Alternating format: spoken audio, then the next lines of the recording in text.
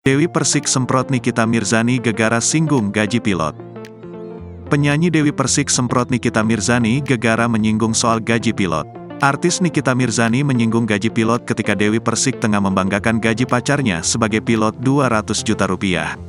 Akan tetapi Nikita Mirzani menyebut gaji pilot di Indonesia itu di bawah 100 juta rupiah hingga Dewi Persik merasa terusik. Nikita Mirzani mengetahui itu dari temannya yang seorang pilot. Akan tetapi komentar Nikita Mirzani malah memantik amarah Dewi Persik yang langsung meminta ibunya Loli tidak ikut campur urusan orang lain.